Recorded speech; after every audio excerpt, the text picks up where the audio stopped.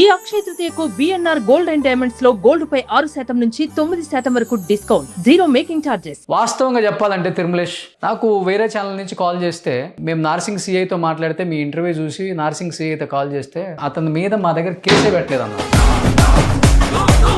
ఇప్పుడు నేను మిమ్మల్ని సెలబ్రిటీ అంటే ఎందుకంటే మీరు నిత్యం ప్రజల కోసం పోరాడుతుంటారు. సమస్య గల్లీలో ఉన్నా మురికి వాళ్ళలో ఉన్నా మీరు పోతుంటారు.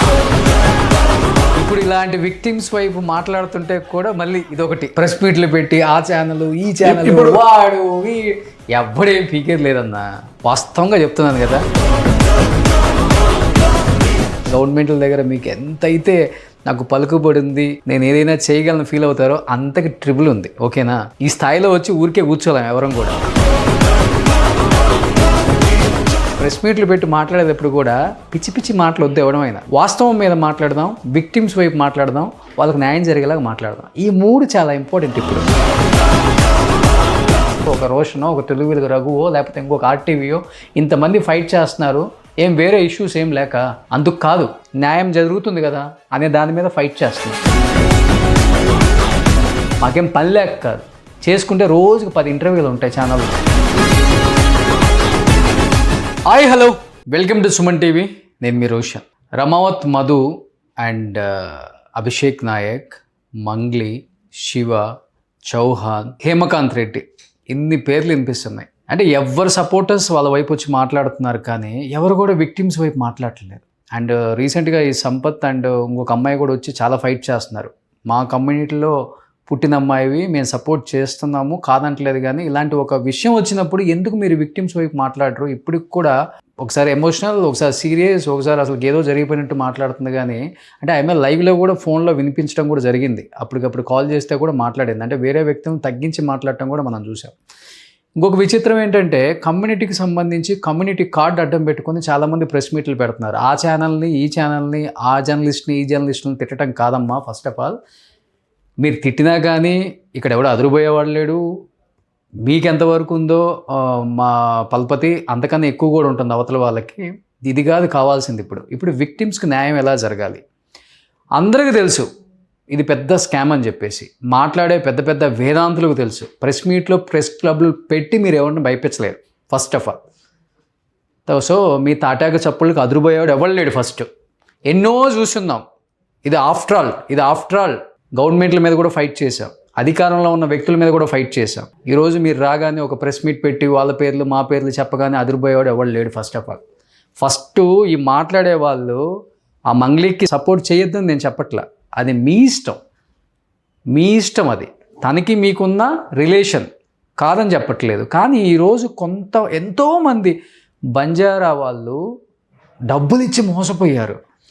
ఒక్కళ్ళైనా కానీ ప్రెస్ మీట్ పెట్టిన వాళ్ళు మంగ్లీని తిడుతున్న మీడియాని, మంగ్లీని తిడుతున్న జర్నలిస్టులు అని చెప్పి పేరు పెట్టి మీరు మాట్లాడుతున్నారు, కానీ ఎవరు తిట్టట్లేదు. మీరు సపోర్ట్ చేశారని, వీళ్ళు వ్యక్తుల దగ్గర మోసం చేశారని మాత్రమే చెప్తుంది ప్రతి మీడియా. వాళ్ళని తిడుతున్నారు, కానీ ఎవరైనా కానీ విక్టిమ్స్ సపోర్ట్ చేస్తాం, మేము నిలబడతాం, మా బంజారా వాళ్ళు చాలామంది మోసపోయారని చెప్పే వాళ్ళు ఎవరైనా ఉన్నారో ప్రెస్ మీట్లో? ఇప్పుడు తను కూడా ఫోన్లో మాట్లాడేటప్పుడు తిరుముల్లేష్ అని ఒక వ్యక్తి గురించి మాట్లాడారు. ఇది పిచ్చినకు అనకు వాళ్ళు ఇదంతా జరిగింది అంటే, ఇంత జరిగినా కానీ అవతల వ్యక్తులు అంటే ఎంత చులకనగా మాట్లాడటం. అంటే మనం సెలబ్రిటీస్ అయితే ఏదైనా మాట్లాడొచ్చా? అట్లీస్ట్ అవతల వాళ్ళతో ఫోన్లో మాట్లాడేటప్పుడు ఒక ఇష్యూ జరుగుతున్నప్పుడు రెస్పెక్ట్ అక్కర్లేదు, పేర్లు పెట్టైనా మాట్లాడవచ్చు. ఎటుపోతుంది ఈ సమాజం? ఎనీహావ్, ఫైనల్గా అయితే విక్టిమ్స్కి అయితే న్యాయం జరగాలనే కోరుకుందాం. మన చేతుల్లో అయితే ఏం లేదు, మనం ఫైట్ చేస్తున్నాం అంతవరకే. దానివల్ల మనకు వచ్చేది అయితే ఏం లేదు. సో నిన్న కూడా మాట్లాడేటప్పుడు మంగ్లీ గారు ఒక పేరు వాడారు తిరుమలేష్ అని. అతను ఒక కాంగ్రెస్ నాయకుడు, ప్రజెంట్ మన స్టూడియోలో ఉన్నారు. ఆయన ఏం మాట్లాడతారు? బ్రదర్ నమస్తే. నేను కూడా మొన్న విక్టిమ్స్ ఆ ఏరియాలో ఉన్నారు అంటే వచ్చాను. అది మీ ఫ్లాట్ అని కూడా నాకు తెలియదు. మీ ఇంట్లోనే విక్టిమ్స్ అందరూ కూర్చొని ఉన్నారు. మీకేం సంబంధం అని నేను కూడా క్వశ్చన్ చేశా. మీకేం సంబంధం? ఇంతమంది నాయకులు ఉండగా, యాక్చువల్గా మీరు ఒక కాంగ్రెస్ నాయకుడు. జిల్లాలో ఏంటి మీ రోల్ ఏంటి? Youth Congress president. ఏ జిల్లాకి? గద్వాల్ డిస్టిక్కి. మీరు ఒక కాంగ్రెస్ ఒక చిన్న నాయకుడై ఎమ్మెల్యే చేయని పని కూడా మీరు చేశారు. ఎందుకు చేశారు? మా జిల్లా నాయకులు కూడా దీంట్లో, అంటే జిల్లా సంబంధించిన కొంతమంది డబ్బులు ఇచ్చి మోసపోయారు. విక్టిమ్స్ పాపం వాళ్ళకి తినడానికి లేదు, బస్ ఛార్జీలు లేవు, నా ఇంట్లో షెల్టర్ ఇచ్చని అన్నారు మానవత కోణంలో. బట్ ఏంటి అసలు ఈ ఎపిసోడ్ అంతా రన్ చేసిందే మీరు, కావాలని దీన్ని బజార్కి ఇచ్చి తన్ను కూడా కావాలని దీంట్లో ఇన్వాల్వ్ చేసి మాట్లాడిన వ్యక్తి మీరని చెప్పేసి మంగ్లీ కూడా మిమ్మల్ని వేరే వాళ్ళ ఫోన్ కాల్లో దుర్భషలాడారు. ఎందుకు ఆడాల్సి వచ్చింది అసలు? ఈ ఎపిసోడ్కి మీకు సంబంధం ఏంటి? వాళ్ళకి షెల్టర్ ఇచ్చారు, ఓకే, ఫస్ట్ ఎపిసోడ్ మీతోనే స్టార్ట్ అయిందా? బేసికల్గా ఇప్పుడు మీరు చెప్పినట్టు ఒకవేళ ఎవరికి ఫోన్ చేసినా, ఎవరి గురించి ఎంక్వైరీ చేసినా పలానా వ్యక్తి అని మాట్లాడడానికి ఇబ్బంది ఏం లేదు. కానీ మాట్లాడే భాషలో కూడా చాలా అదుపు పెట్టుకొని మాట్లాడాలి. ఇప్పుడు మంగ్లీ గారిని మేము ఎంతవరకైనా ఒక సోదరిగానే భావించినాం, నాటికైనా నేటికైనా ఎప్పటికైనా. కానీ ఆమె మాట్లాడుతున్న భాష ఎంత గలీజ్ ఉందంటే చూసే వాళ్ళకు కూడా అరే ఈమెకి ఇంత అహంకారం ఏంటి అన్నంత వింతగా ఉంది ఆమెది. ఇప్పుడు బాధితులకు నాకు సంబంధం ఏంటి అని అంటే, నేను జోగులాంబ గద్వాల డిస్ట్రిక్ట్ యూత్ కాంగ్రెస్ ప్రెసిడెంట్గా ఉన్నా కాబట్టి అక్కడ మోసపోయిన వాళ్ళందరూ కూడా యూత్ ఎక్కువ ఉన్నారు, అండ్ కొందరు పెద్ద మనుషులు కూడా ఉన్నారు. అండ్ మాకి పక్కనే కర్నూలు డిస్టిక్ ఉంటుంది, మాకి జస్ట్ ఒక 50 కిలోమీటర్స్. ఓకే, వాళ్ళు వీళ్ళు అందరు కలిసి డోను పటాన్చెరుకు సంబంధించిన వాళ్ళందరూ కలిసి ఒక 45 నుంచి 50 మంది నా దగ్గరకు వచ్చారు. నా దగ్గరకు వచ్చినప్పుడు అన్న మేము ఇట్లా పలానా వర్క్ చేసుకునే వాళ్ళము, మా వర్క్ మేము చేసుకున్న క్రమంలో మాతో పాటే రమావతి మద్ అనే వ్యక్తి వర్క్ చేస్తూ ఉండే, ఆయన వెళ్ళిపోయిన మధ్యలో వెళ్ళిపోయి ఒక 2 సంవత్సరాల తర్వాత తిరిగి రిచ్ క్యాండిడేట్గా మాకు ఎంట్రీ ఇచ్చిండు. అప్పటికి కూడా మేమేం నమ్మలే, సరే ఏదో ఒకటి గోల్మాల్ చేసింటాడు ఏదో చేసింటాడు అనుకున్నాం. కానీ మమ్మల్ని అందరినీ మోటివేట్ చేసిండు, అరే మీరు ఇంకా ఎన్ని రోజులు ఈ బతుకుతారు, నాలాగా రండి, మీకు ఇంకా మంచి భవిష్యత్తు ఉంటుంది, నేను మీకంటే తక్కువ స్థాయిలో ఉంటే ఈరోజు ఎంత స్టేజ్లో ఉన్నా చూడండి అని అందరినీ మోటివేట్ చేయడం వల్ల వీళ్ళు కొంచెం అరే మనతో పాటు కలిసి పెరిగిండు కదా, మనం నమ్మితే ఏమవుతుందనే నమ్మకమే చెడు అన్నట్టు ఈరోజు నమ్మకము మోసం అన్నట్టు నమ్మిపోయి పెట్టిర్రు, ఈరోజు బోల్తపడ్డారు. ఇంతవరకు ఓకే. ఇది నాకు తెలిసిన వెంటనే నేను ఏం చేసిన, ఇది నేనొక్కడిని సాల్వ్ చేస్తే కాదు, దీనికి ఖచ్చితంగా ఇది లీగల్గా ఉండాలి, దీనికి ఒక అడ్వకేట్ అవసరం అన్నట్టు. అడ్వకేట్ మీ క్లాస్మేటా? ఎస్, మా ఫ్రెండ్, ఓకే, మా క్లాస్మేటే. నాకు తెలిసినటువంటి అడ్వకేట్ ఆయననే కాబట్టి నేనేం చేసిన ఆయనకు ఫోన్ చేయడం జరిగింది, ఇట్లా పలానా ఏరియాలో ఇట్లా జరిగింది, ఇట్లా లేదంటే వాళ్ళందరినీ పంపించు, నేను ఫస్ట్ వాళ్ళని ఏం జరిగిందో తెలుసుకున్న తర్వాత నేను ఈ కేసు టేకప్ చేస్తాను ఆయన చెప్పిండు. నేను అందరిని కూడా కలిపియడం జరిగింది. కల్పించిన తర్వాత ఆయన అందరివి తీసుకొని వాళ్ళ పేమెంట్లు ఎట్లెట్లా పంపించారు ఎట్లెట్లా లేదనేది ఒకటి ఫైలింగ్ చేసి ఆయన దాని మీద కేసు పెట్టేయడం జరిగింది విక్టిమ్స్తో. పెట్టించిన తర్వాత మంగ్లీ గారి పైన ఒక ప్రెస్ మీట్ పెట్టారు. అంటే ఈ మాట్లాడుతున్న సమయంలో ఇట్లా కన్నా ముందే పూజారి నాగేశ్వరరావు గారి ఆఫీస్లో చర్చల కోసం పిలవటము, మాట్లాడటము, అక్కడ ప్రెస్ మీట్ తర్వాత కుదరకపోతే కదా చర్చ. లేదండి, యాక్చువల్గా ఇట్లా మంగ్లీ గారి పాత్ర దీనిలో అంటే నాకు యాక్చువల్గా మా యొక్క బాధితులు చెప్పడం ఏంటి అంటే, అన్న మేము దీనిలో ప్రధానంగా పెట్టడానికి కారణం ఏంటి అంటే, మంగ్లీ గారి చెల్లెల్ని రమావతి మద్ అనే వ్యక్తి పెళ్లి చేసుకుంటా అని చెప్పిండు ఒకటి. సరే అది ఏది ఉన్నా వాళ్ళ వ్యక్తిగతం అనుకున్నామన్నా, కానీ స్వయంగా చాలా చోట్లకి మంగ్లీ గారి తమ్ముడు వచ్చి మమ్మల్ని కలిసిండు, మంచిగా పెట్టుబడులు పెట్టుకోండి, మంచిగా సంపాదించుకోండి అని ఆయన మమ్మల్ని అడిగిండు. ఆయనను చూసి తర్వాత ఒక సిమెంట్ ఫ్యాక్టరీ డోన్కి కర్నూలుకి మధ్యలో ఒకటి ఉంటుంది, ఆ యొక్క సిమెంట్ ఫ్యాక్టరీలో కూడా పెట్టేటప్పుడు ఈ ఓపెనింగ్కి మంగ్లీ గారే వస్తారని స్వయంగా చెప్పిర్రు. ఆ రోజు మనం గ్రాండ్ ఎంట్రీ ఇవ్వాలి అని ఇట్లా అన్నీ చెప్పినప్పుడు మేమంతా నమ్మి ఎక్కువ పెట్టుబడులు పెట్టడం జరిగిందని చెప్పిర్రు. ఇప్పుడు యాక్చువల్గా ఈ మంగ్లీ గారు దీనిలో పాత్ర ఉంది అంటే, ఎందుకంటే వాళ్ళ కుటుంబ సభ్యులు దీనిలో ఉన్నారు. దీనిలో 100-200% మంగ్లీ గారు ఈ యొక్క డబ్బుని అనుభవించారు. ఎందుకంటే చెప్తారు మీరు అది ఎలా చెప్తారనంటే, ఇప్పుడు మంగ్లీ గారి నోటనే చెప్తుంది, నేను మా తమ్మునికి చెప్తాను, నా షెడ్యూల్స్ మా తమ్ముడు చూసుకుంటాడు, ఏమైనా మాట్లాడేటున్నా ఏమైనా బిజినెస్ ఉన్నా ఆయననే చూసుకుంటాడని మంగ్లీ గారే చెప్తారు. ఇప్పుడు ఆయన తెచ్చిచ్చిన సొమ్ముతోనే మంగ్లీ గారు ఎంజాయ్ చేస్తున్నారని మేము అనొచ్చు కదండి. బేసికల్గా అదే విధంగానే దీనిలో మంగ్లీ గారి పాత్ర క్లారిటీ ఉందా? ఉంది కదండి. ఎవిడెన్స్ నిన్నగాక మొన్న రమేష్ అనే వ్యక్తి మా రమావతి మధు అనే ఆఫీస్లో ఆయన ఎంప్లాయీ ప్లస్ ఆయన బాధితుడు, మళ్ళీ 40 లక్షల పైచిలకు ఆయన వాళ్ళ ఫాదర్ ఇద్దరు కలిసి అందులో పెట్టిర్రు. ఓకే. అండ్ 3 నెలలు పని చేస్తే జీతం కూడా ఇవ్వలేదని ఆ రమేష్ అనే వ్యక్తి కూడా చెప్పడం జరిగింది. ఆ జీతం అడిగిన క్రమంలో రమావత్ మధుకు అసిస్టెంట్, అంతేనా? అసిస్టెంట్, ఆఫీస్ బాయ్ అన్ని ఆయననే.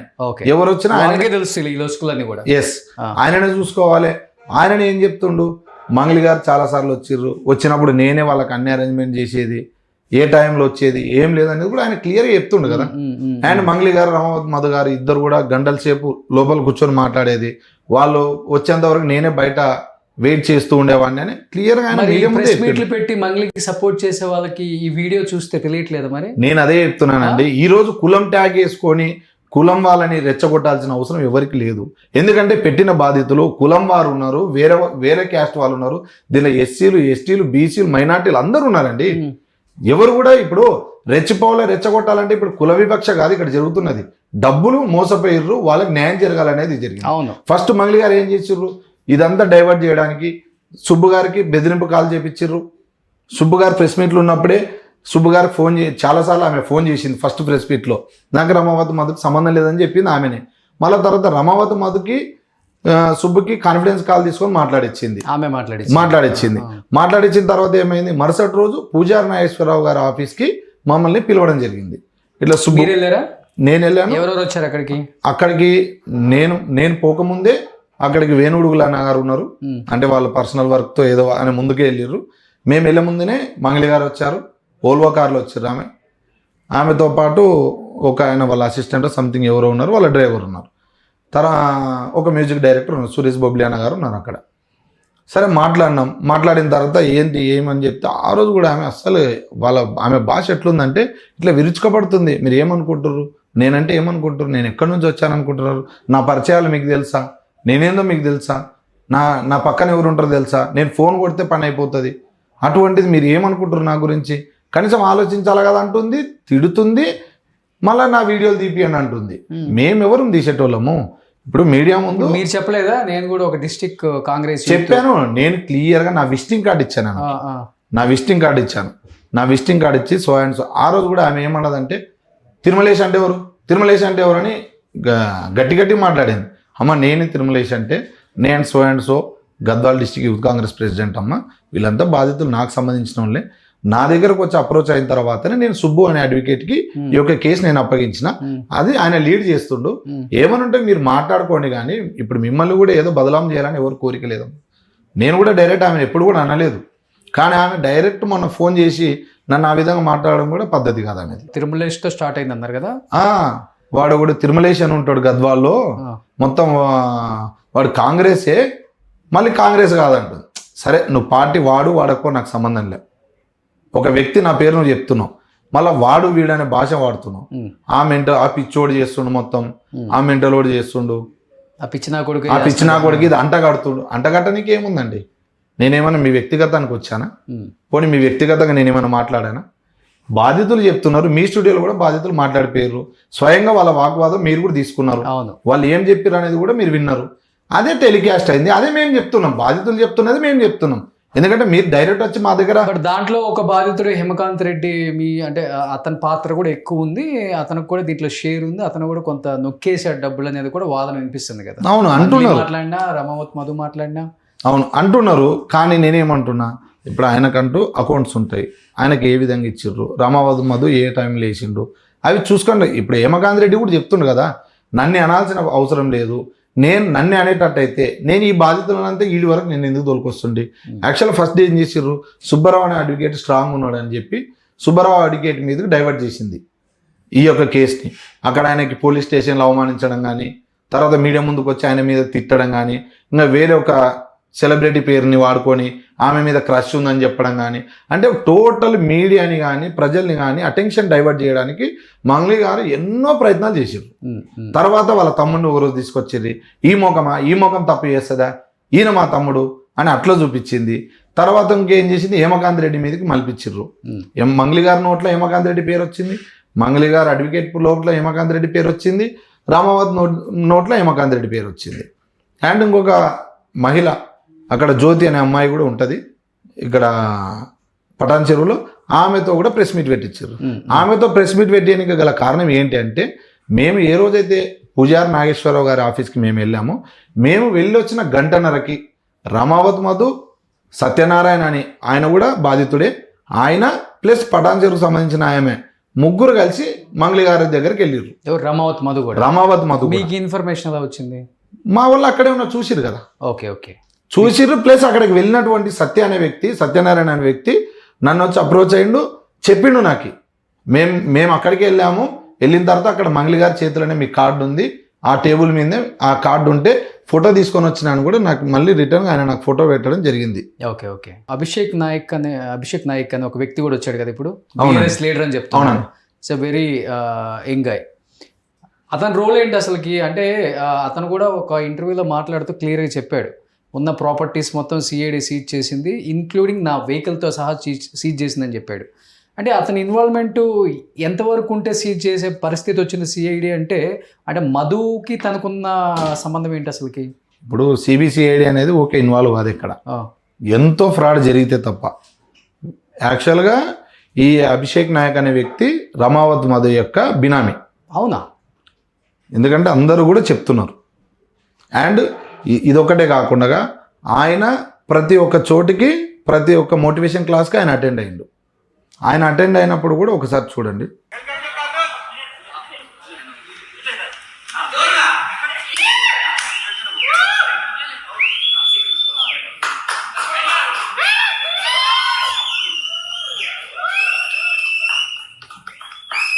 ఇతనే ఈయన ఏం చేసిండు, నేను పొలిటికల్ గా ఉన్నా, మధుకు వెల్ సపోర్టెడ్ నేను ఉంటా, పొలిటికల్ గా ఏమైనా కావాలంటే నేను చూసుకుంటాను, నాకు ఇబ్బంది ఏం లేదు, నేను బీఆర్ఎస్ గవర్నమెంట్ లో ఉన్నా, నాకు బీఆర్ఎస్ అక్కడ సంబంధించినటువంటి జెడ్పీటీసీ నేను క్యాండిడేట్ ని, సో మధుకి ఎక్కడ భూమి అక్కడ ఆయన కండక్టే చేయలే కానీ అంటే చెప్పుకున్నాడు.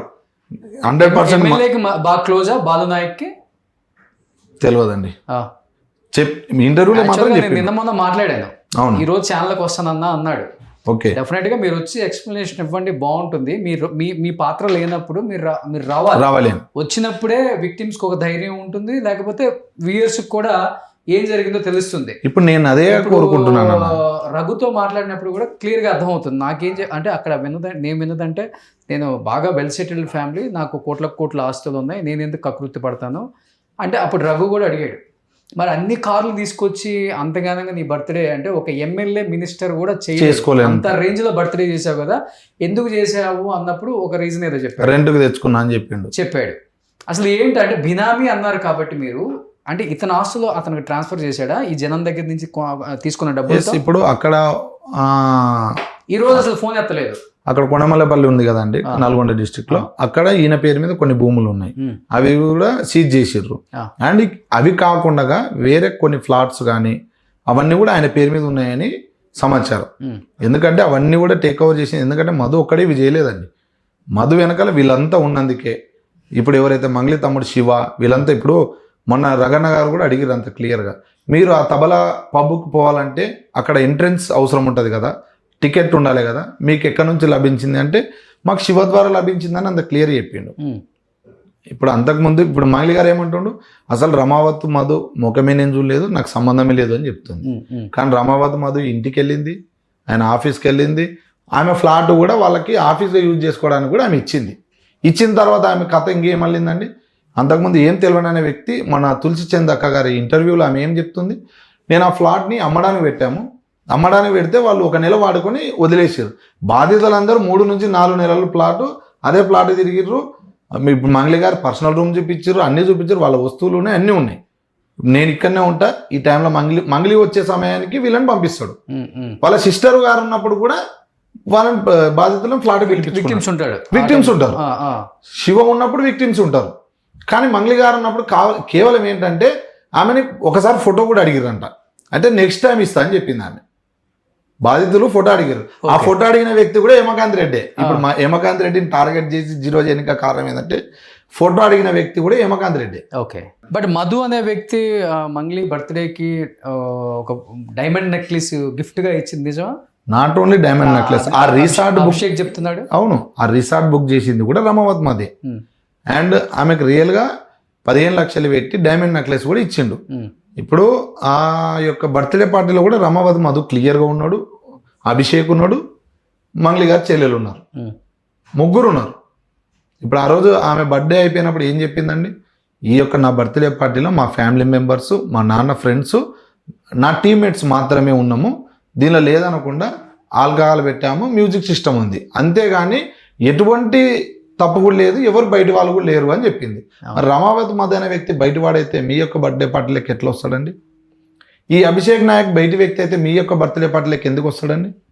మీకు ఎప్పటి నుంచో వాళ్ళతో అటాచ్మెంట్ ఉంది. కీ రోల్ ఉంది అభిషేక్ కూడా 100% కీ రోల్ ఉందండి. ఎవ్వరు కూడా ఇప్పుడు రాజకీయంగా తొక్కటానికి నన్ను కావాలని నా మీద ఇలాంటి ఏం రాజకీయం ఇప్పుడు ఏం రాజకీయం చేస్తున్నాడండి ఆయన? బిఆర్ఎస్ లో సరే జెడ్పీటీసీ క్యాండిడేట్ అని ఆయననే చెప్పిండు. జెడ్పీటీసీ క్యాండిడేట్ అని ఆయననే చెప్పిండు. నువ్వేమైనా ఎమ్మెల్యే కంటెస్ట్ చేసినావా లేకుంటే ఇంకొకటి కంటెస్ట్ చేసినావా? ఇప్పుడు తొక్కాలంటే నువ్వు ఎవరికైనా మోసం చేస్తేనే ఎవరికైనా అన్యాయం చేస్తేనే నేను తొక్కుతారు.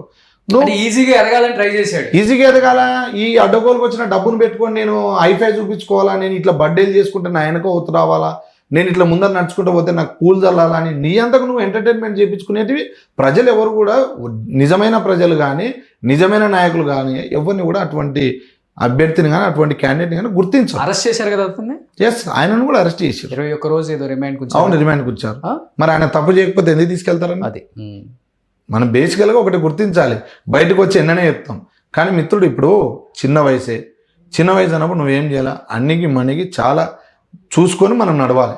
ఎందుకంటే నేను కూడా అదే వృత్తిలో ఉన్నా కాబట్టి నేను కూడా చెప్తున్నా. ఇప్పుడు మన పై స్థాయి లీడర్లు ఉంటారు, వాళ్ళు ఏం చేస్తున్నారు, వాళ్ళ సేవను మనం ఎట్లా ఉపయోగించుకోవాలి, మనం తిరిగి ఎట్లా సేవ చేయాలనేది చూసుకోవాలి. కానీ మనకు అడ్డగోలు ఏడా డబ్బు వస్తుందా, వానికంటే నేను అయిపోయి కనిపించాలా, ఇవన్నీ చూసుకోవాల్సిన అవసరం లేదు కదా. సరే, కనుక్కున్నారా అతని గురించి, అభిషేక్ గురించి ఆ జిల్లాలో కానీ నాయకులు? కనుక్కున్నామండి. కనుక్కున్న తర్వాత రగన్న గారు కూడా ఇంటర్వ్యూ చేసి ఆయన పిలిపించడం జరిగింది. అంతకుముందు ఇంటర్వ్యూలు కూడా ఆయన పర్సనల్ గా చేయించుకున్నాడు కదా. ఆ ఇంటర్వ్యూలకి బేస్ చేసి చూస్తే కూడా ఆటోమేటిక్ ఆయన నోట్లోనే నిజం వస్తుంది.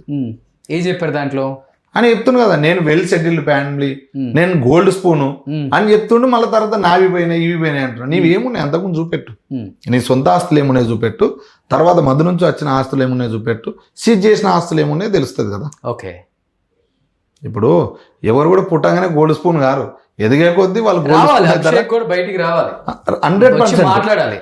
నిన్న మాట్లాడాడు, మొన్న మాట్లాడాడు, ఇవాళ వస్తున్నాను అన్నాడు. నేను 100% ఫోన్ ఎత్తట్లా. ఎస్, మళ్ళీ ఆ రఘు దాంట్లో ఒకటి అన్నాడు, నా ఫోన్ నెంబర్ అప్పటి నుంచి ఇప్పటికి ఎప్పుడు ఒకటే నెంబరు, ఎనీ టైం విక్టిమ్స్ కోసం 2022 నుంచి నేను ఒకటే ఫోన్ నెంబర్ మెయింటైన్ చేస్తాను. ఫోన్ చేస్తే అక్కడ వచ్చి దుగుతాను నేను అని చెప్పి అన్నాడు. ఇలా అసలు రెస్పాండ్ లేదు తన దగ్గర. నేను అదే చెప్తున్నానండి. ఇప్పుడు మంగళి గారిని కూడా నేను అదే కోరుకుంటున్నాను, అభిషేక్ నాయక్ని కూడా అదే చెప్తున్నాను. ఇంకొక వేరే అంటే కొంచెం కులం ట్యాగ్ పెట్టుకొని ధర్నాలు చేస్తున్న వారికి కూడా నేను ఒకటే చెప్తున్నాను, ఒక్కసారి మీరు బాధితులను కూర్చోబెట్టుకొని ప్రెస్ మీట్ పెట్టండి. ఎగ్జాక్ట్లీ. ఇప్పుడు బాధితుల పక్షాన వచ్చి మీరు ప్రెస్ మీట్ పెట్టండి, అయ్యా మేమున్నాం, మీరు ఏ కులం వారైనా మేము న్యాయం చేస్తామని చెప్పండి. ఇప్పుడు ఇంతవరకు వాళ్ళ ప్రెస్ క్లబ్ తీసుకుపోయిన వాళ్ళు ఎవరు లేరు కదా. ఎవరు తీసుకెళ్లారండి? ఇప్పుడు ఎక్కడ తీసుకెళ్ళినా ఎక్కడ పోయినా బాధితులు మాత్రం రోడ్డు మీదే ఉన్నారు. అవును, ఇప్పుడు భరోసా ఇచ్చినటువంటి మంగళి గారే ఎక్కడో ఉన్నారు. అక్కడి నుండి రకరకాల మనుషులకు ఫోన్లు చేస్తూ వాడసంటోడు వీడిసంటోడు అని ఆమె ఇటువంటి ఫోన్లు మాట్లాడుకుంటూ ఉంది. కానీ బాధితులు ఎక్కడున్నారు, వాళ్ళు తిన్నారా, వాళ్ళ పరిస్థితి ఏంది, ఇప్పుడు ఈ రోజుకి ఎన్ని రోజులైంది, వాళ్ళు ఎంత దూరం నుంచి వచ్చారనేది ఒక్క రోజున ఆమె అడిగింది ఎవరినైనా? తులసి చంద్ గారు కూడా ఇంటర్వ్యూ చేసిర్రు. ఆమె ఏమన్నది, నేను పూర్తిగా బాధితులను కనుక్కున్న తర్వాతనే ఈ యొక్క ఇంటర్వ్యూ చేస్తున్నా అని చెప్పింది.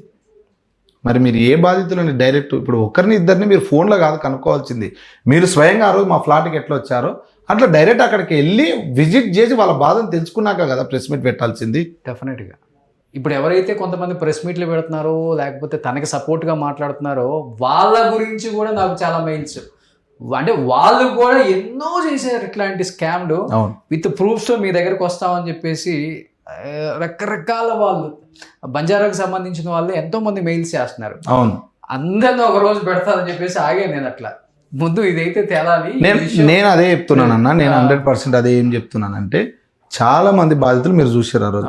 మీరు మా ఇంటి దగ్గరకు వచ్చినప్పుడు ఆల్మోస్ట్ ఒక 30 నుంచి 40 మంది ఉన్నారు. వాళ్ళ బాధ మీరు ఒక్కొక్కరిగా డైరెక్ట్ నన్ను ఎప్పుడు మీరు డైరెక్ట్ వచ్చి నన్ను కలవలే, ఫస్ట్ బాధితులను అందరినీ కలుసుకుంటూ వచ్చిన తర్వాత ఫైనల్గా మీరు నా దగ్గరకు వచ్చారు. అవును. డైరెక్ట్ అయితే అన్న మీరు ఇక ఇది చూడండి, నేను ఎప్పుడు మీకు అది కూడా చెప్పలే.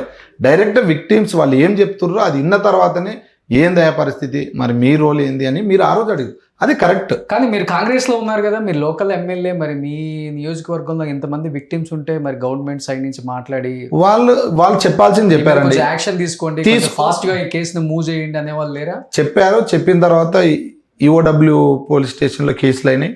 కేసులు అయిన తర్వాత రమావతి మధును కూడా అరెస్ట్ చేసిర్రు.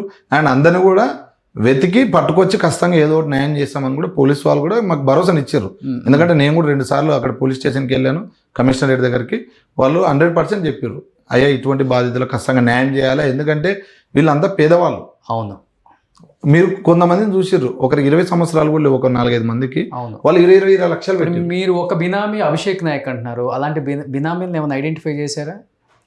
వీళ్ళ పేరు మీదకి ప్రాపర్టీస్ మారిపోయాయి, ఇంకో బేసికల్గా చెప్పాలి అంటే డిపార్ట్మెంట్కి ఇస్తే వీళ్ళ నేమ్స్ వీళ్ళకి విక్టిమ్స్కి హెల్ప్ అవుతుందని అలాంటివి ఏమైనా ఐడెంటిఫై చేయగలిగారా? చేసినామండి. యాక్చువల్గా ఇప్పుడు ఒక 5 కోట్లు ఇన్వెస్ట్ చేసినటువంటి వ్యక్తి కూడా దీనిలో ఉన్నాడు. ఆ యొక్క వ్యక్తి దగ్గరనే రమావతి మధు యొక్క ఎవిడెన్స్ టోటల్ది ఆయన దగ్గర ఉన్నాయి. ఎట్లా ఉంది అని అంటే, రమావతి మధు ఎప్పుడైతే జైలుకి వెళ్ళిన క్రమంలో ఈయన 10 లక్షల రూపాయలు ఎదురు ఖర్చు పెట్టి ఆయనను బయటకు విడిపించుకొని వచ్చిండు. స్వయంగా ఆయననే చెప్పిండు.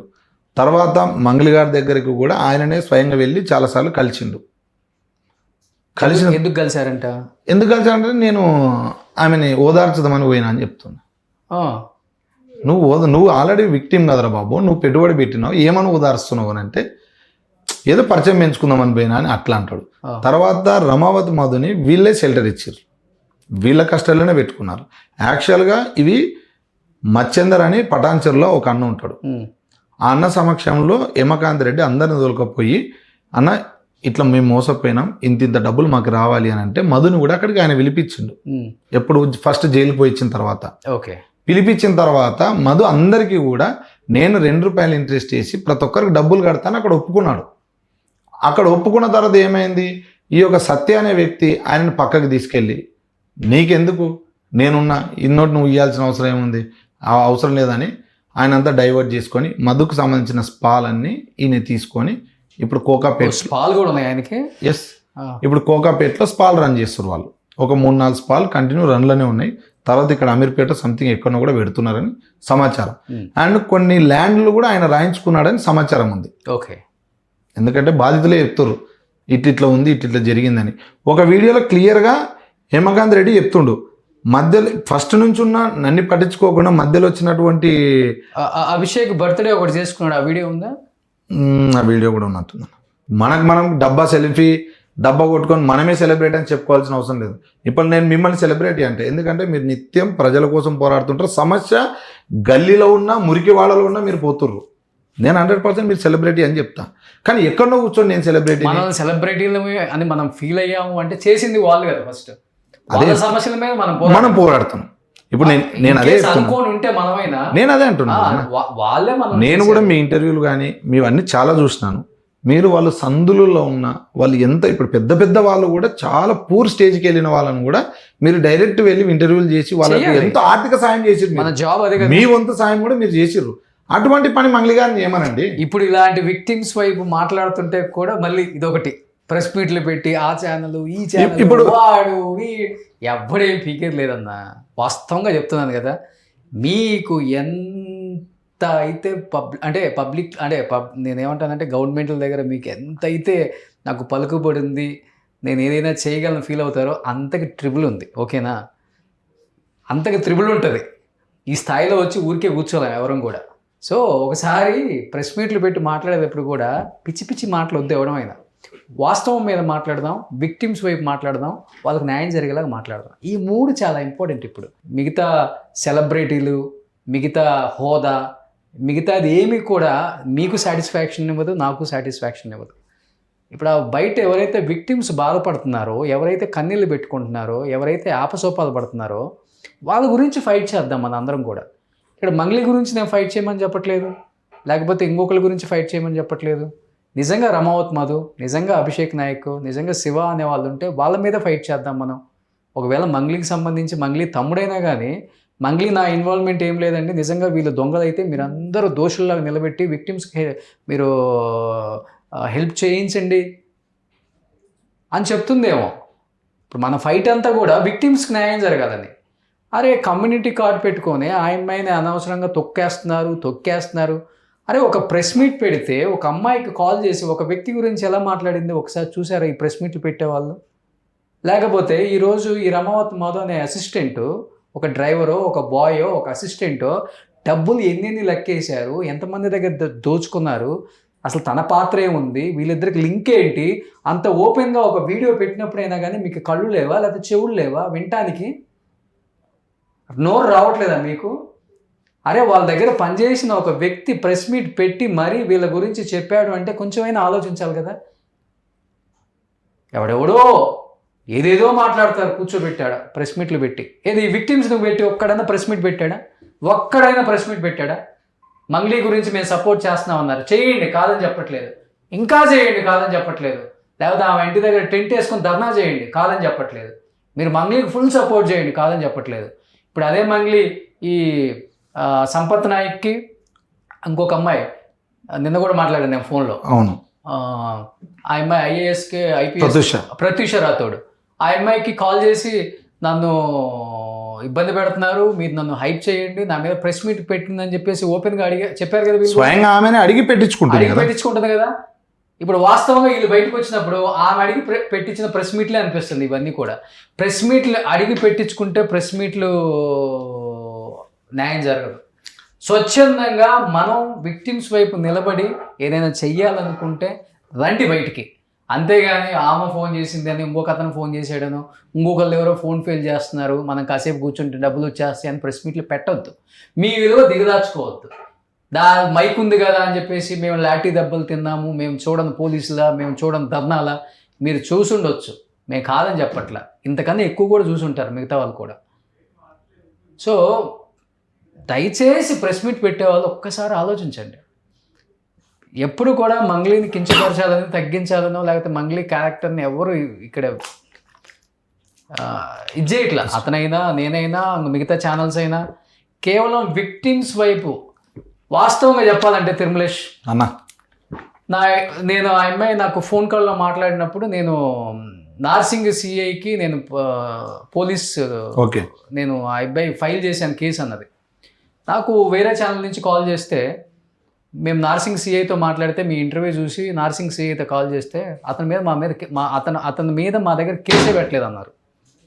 సిఐ అబద్ధం చెప్తాడా? అట్లా కావాలని డైరెక్ట్ ఒక అడ్వకేట్కి ఫోన్ చేసి మీ మీద కేసు ఏందని ఆమె అబద్ధపు కాల్ చేపించింది. అదే చెప్తుంది నా సిఐ అట్లా చేపించింది. అండ్ కొందరిని రెచ్చగొట్టి మీరు నా కోసం ఇప్పుడు నేను ఒకటే అంటున్నానా, ఇప్పుడు వాళ్ళకైనా ఆమెకైనా ఎవరికైనా, ఇప్పుడు మంగ్లీ గారికైనా ఇంకెవరికైనా నేను ఒకటే చెప్తున్నా.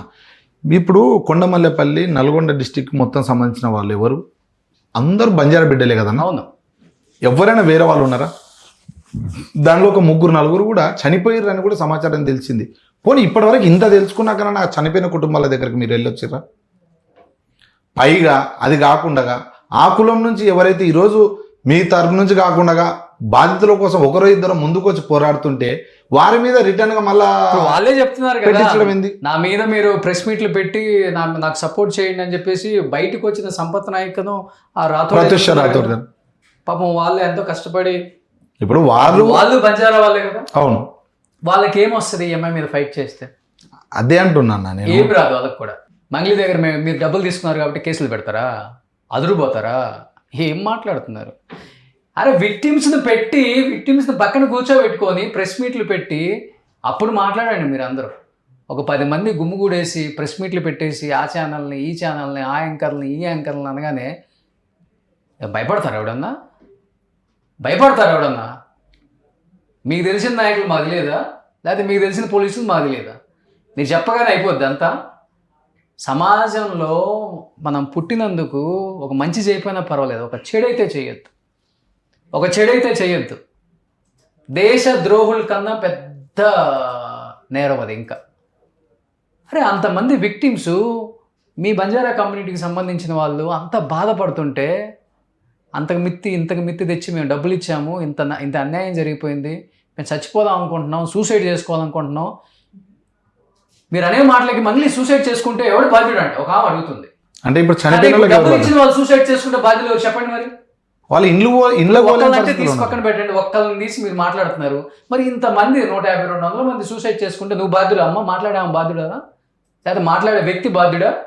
ఏమన్నా అక్క ఎవరైనా ఆలోచించండి. వీళ్ళు సూసైడ్ చేసుకుంటే ఎవరు బాధ్యురాలు? మీరు బాధ్యులా? ఎవడు బాధ్యత కాదు. ఒక వ్యక్తికి కుదిరితే సహాయం చేద్దాం, కుదరకపోతే మూసుకొని కూర్చుందాం. ఎవరైనా కానీ, నేనైనా మీరైనా ఇంకొకడైనా. కానీ తెలిసి హాని చెయ్యొద్దు.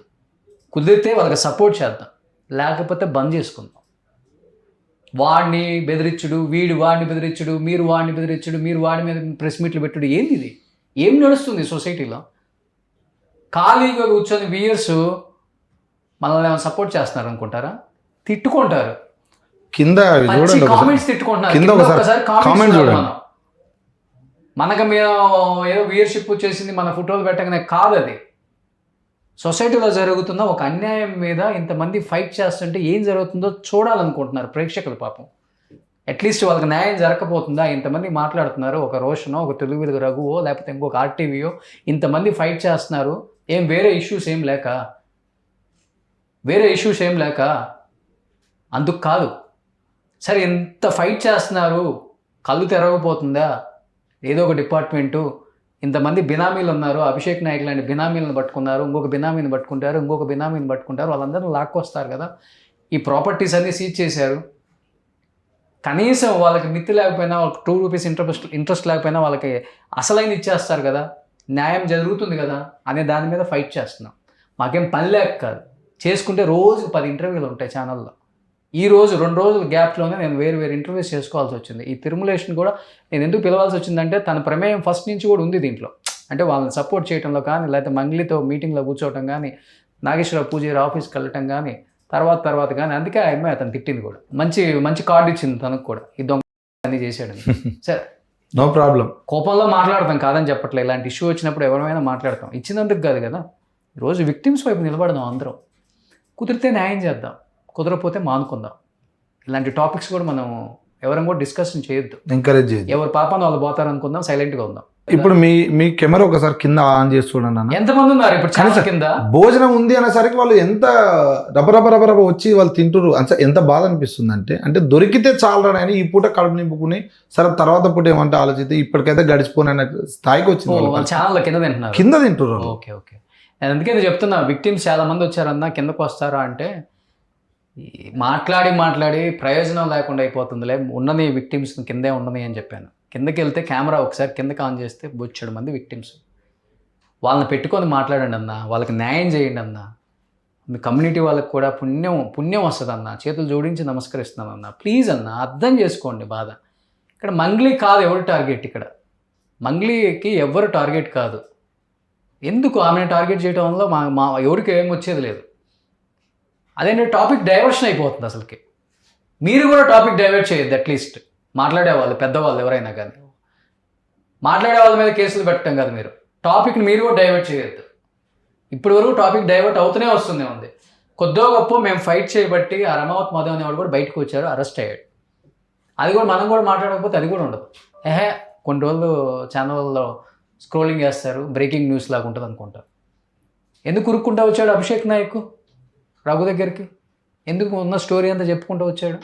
ఇన్ని రోజులు ఎక్కడికి వెళ్ళాడు? మరి ఇది జరగకముందు 2-3 ఛానల్లో హైప్ చేసుకోవడానికి రాజకీయ నాయకుడిగా ఇంటర్వ్యూలు ఇచ్చాడు కదా. మరి ఎందుకు ఈ ఇష్యూ మీద ఇవ్వలేదు? తన పేరు వచ్చిన తర్వాత ఎందుకు ఇచ్చాడు? తీగలాగితే దొంక అంతా కదులుతుంది. అందుకని అందరూ వస్తారు బయటికి. పెద్ద వాళ్ళు అందరూ అన్నారు, వాళ్ళు కూడా వస్తారు బయటికి. ఎవడో తెలుసు, తప్పు చేసిన వాళ్ళు ఎవడైనా రావాలి. ఎవరు ఉన్నాడండి? వీళ్ళు ఊరికే ప్లే కార్డ్, వీళ్ళంతా అట్లా అంటే సైలెంట్ అయిపోతారు చేసేవాళ్ళు. ఇప్పుడు అమాయకులను మోసం చేసేటోడు పెద్దోడైతే చిన్నోడైతే ఎవడైనా రావచ్చు. ఉన్నారంటే దడుచుకుంటారు, ఆపుతారు ఛానల్స్. ఎవరికి భయపడతారు అసలు? ఫస్ట్ ఆఫ్ ఆల్ మంగ్లీ గారు ఫస్టే చూపించారు కదా. ఫస్టే మంగ్లీ గారు చాలా మంది ఫోన్లు చేయించారు. అంటే వాళ్ళు ఫోన్లు చేసినంత మాత్రాన అమాయకులను డబ్బులు వచ్చి ఇవ్వమను, ఇస్తే సంతోషం. ఒకవేళ అంటే ఇష్టం ఉంటే ఇచ్చేమని డబ్బులు, ఇచ్చే సంతోషం కదా. అంటే ఆయన ఫ్యాన్ అయ్యి లేకపోతే ఆమె ఇష్టపడితేనో ఇచ్చేమని డబ్బులు. ఒకవేళ రియల్గా వాళ్ళ మీద మంగ్లీ గారి పైన ఇంతగానో ప్రేమ చూపుతున్నప్పుడు వాళ్ళు కానీ ఎవరైనా కానీ దయచేసి బాధితులకు న్యాయం చేసే విధంగానే ఆమెతో కూడా మీరు మాట్లాడగలరని కోరుకుంటున్నాను. ఎందుకంటే మీరు స్వయంగా మీకు ఇష్టానుసారంగా మీరు ఎవ్వరు కూడా మాట్లాడి ఈ టాపిక్ డైవర్ట్ చేసి బాధితులను ఇంకా రోడ్డు పాలన చేసి ఇప్పటికే వాళ్ళు ఇంట్లోకి పోతలేరన్న. అవును, వాళ్ళు ఇంట్లోకి పోతే వాళ్ళు అప్పులు తెచ్చుకున్న వాళ్ళ ఇంటి దగ్గర కూర్చొని ఉన్నారు. అవును. ఇంకోటి ఇది అంతా ఇప్పుడు ఈ న్యూస్ అంతా తెలిసింది కదా, పల్లెటూరులోకి ఆల్మోస్ట్ పోయింది. కానీ వాళ్ళకి తిరిగి అప్పించటం లేడు మళ్ళీ నమ్మి. అవును. అరే ఇంత జరిగినాక వీనికి అప్పిస్తే ఇంకేం పరిస్థితి అవుతుందనే తపనలో ఉన్నారు వాళ్ళంతా. ఎనీహౌ పోలీసులు కూడా కొంచెం ఫాస్ట్గా యాక్షన్ తీసుకొని కొంచెం విక్టిమ్స్కి న్యాయం జరిగేలా చూడండి సార్. డిపార్ట్మెంట్స్ వాళ్ళకి మరీ చెప్తున్నాను. ఎందుకంటే చాలా చాలా దారుణం ఇది. అంటే మళ్ళీ కూడా చెప్తున్నాను, ఎవరు కూడా ఇలాంటి వాటికి ఆశపడి ఎవరు డబ్బులు ఇవ్వద్దన్నా. మీకు రూపాయి ఇస్తే 10 రూపాయలు వస్తుంది అంటే అసలు నమ్మొద్దు. రూపాయి ఇస్తే 2 రూపాయలు కూడా రాని రోజులు ఇప్పుడు. రూపాయి ఉంటే హ్యాపీగా మీరు బ్యాంకులో వేసుకోండి, పోస్ట్లో వేసుకోండి, లేకపోతే మీరు ఎక్కడన్నా మీ దగ్గరలో మీకు తగ్గట్టుగా ఏదైనా ల్యాండ్ తీసుకోండి. కానీ ఇలా ఎవడో సెలబ్రిటీ పేరు చెప్పాడనో, లేకపోతే వాడు చుట్టూ తిరిగేవాడు మీ దగ్గరకు వచ్చి ఇలాంటి మోసాలు చేస్తూనే ఉంటారు ఇంకా ఈ సమాజంలో. ఈరోజు మనం ఇక్కడ మాట్లాడుతూనే ఉంటాం, ఇంకొక చోట జరుగుతూనే ఉంటుంది. దయచేసి చెప్తున్నాను, 2 తెలుగు రాష్ట్రాల ప్రజలకి ముఖ్యంగా మరీ చెప్తున్నాను, మోసపోవద్దు. ఉన్నది కూడా ఊడ్చిపెట్టొద్దు. మీది మీ దగ్గరే ఉంచుకోండి. 10 రూపాయలు ఉంటే ఆ 10 రూపాయలతోనే హ్యాపీగా ఉండండి. 10ని 100 చేస్తామని ఎదవలు చాలామంది వస్తుంటారు, ఏదో కహానీలు చెప్తూ ఉంటారు. నాకు ఆ నాయకుడు తెలుసు, వీళ్ళు తెలుసు, వాళ్ళు తెలుసు, మిమ్మల్ని త్రిబుల్ చేస్తాం, లేకపోతే ఎవరు చెయ్యడు, మిమ్మల్ని నాశనం చేసి కూర్చోబెడతారు ఇట్లా. దయచేసి అర్థం చేసుకోండి. అండ్ ఇంకొకటి కూడా లాస్ట్ అండ్ ఫైనల్గా చెప్తున్నాను, ప్రెస్ మీట్ పెట్టి సపోర్ట్ చేసే వాళ్ళకి కూడా అన్న, కుదిరితే విక్టిమ్స్ని కూర్చోబెట్టి ఒకసారి ప్రెస్ మీట్ పెట్టండి అన్న. ఎవరైనా కానీ వాళ్ళని కూర్చోబెట్టి వాళ్ళతో మాట్లాడి ప్రెస్ మీట్ పెట్టి వాళ్ళకి న్యాయం జరిగేలా చేయండి. జీవితాంతం మీ పేరు చెప్పుకుంటూ హ్యాపీగా బతుకుతారు అందరూ. Thank you so much. Thank you Tirumalesh భయ్య. ఒక చిన్న లీడరా పెద్ద లీడరా కాకుండా విక్టిమ్స్ వైపు నిలబడి చాలా సపోర్ట్ చేస్తున్నారు. ఒక యూత్ కాంగ్రెస్ ప్రెసిడెంట్ అయినా కానీ అంటే పార్టీలకు సంబంధం లేకుండా అతీతంగా వచ్చారు. అంటే నా పోస్ట్ ఏమవుతుంది, నాయకులు ఏమనుకుంటారు, నువ్వెందుకు వస్తున్నావు, నీకు అవసరమా అంటే ఇవన్నీ లేకుండా వస్తున్నారు. ఫస్ట్ ఆఫ్ ఆల్ మీ కాంగ్రెస్ పార్టీకో లేకపోతే మీరు కూడా మీ నాయకులకు ఒకసారి చెప్పండి, దీని మీద కొంచెం యాక్షన్ తీసుకుని. ఎవరు కూడా డిస్టర్బ్ చేయట్లా, వాళ్ళు ఉన్న వాళ్ళు కూడా 100% సపోర్ట్ చేయమని చెప్పండి. ఒకసారి ఆ ఎమ్మెల్యే బాలు నాయక్ గారితో మాట్లాడండి. నేను కూడా మాట్లాడాను ఆల్రెడీ, నేను చూశానండి ఇష్యూ మీద. అన్నగారు కూడా చాలా స్పష్టంగా స్పందించినారు. వాళ్ళ స్టార్టింగ్ గ్రాఫ్ ఎక్కడ నుంచి స్టార్ట్ అయింది కూడా అంత క్లియర్ చెప్పాడు. దేవరకొండ ఎమ్మెల్యేగా అంటే నేను ఫస్ట్ టైం ఆయనతో మాట్లాడాను. నేను కూడా ఆయనతో నేను వస్తాను రోషన్ గారు, నేను కూడా మాట్లాడతాను ఈ ఇష్యూ మీద, డెఫినెట్గా సపోర్ట్ చేస్తాననే చెప్పారు ఆయన కూడా. సో బాలనాయక్ గారు థ్యాంక్ యూ అండి మీకు కూడా. అండ్ దీన్ని కొంచెం ఫాస్ట్గా ముందుకు తీసుకెళ్లాలని, విక్టిమ్స్కి న్యాయం జరగాలని కోరుకుంటున్నాను. థ్యాంక్ యూ అండి. Thank you Tirumala. సుమన్ టీవీలో మీ పర్సనల్ అండ్ బిజినెస్ ప్రమోషన్స్ కోసం కింది నెంబర్కి కాంటాక్ట్ చేయండి.